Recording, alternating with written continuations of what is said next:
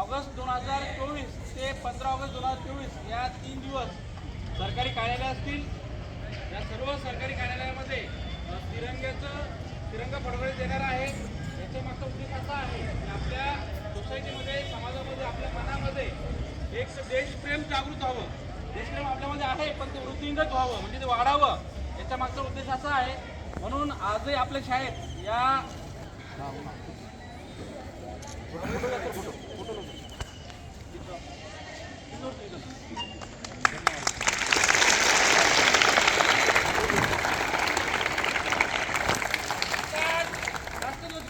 सलामी देगा. सलामी दो, एक दो, एक साथ ऊंचा आवाज में राष्ट्रगीत शुरू करेगा.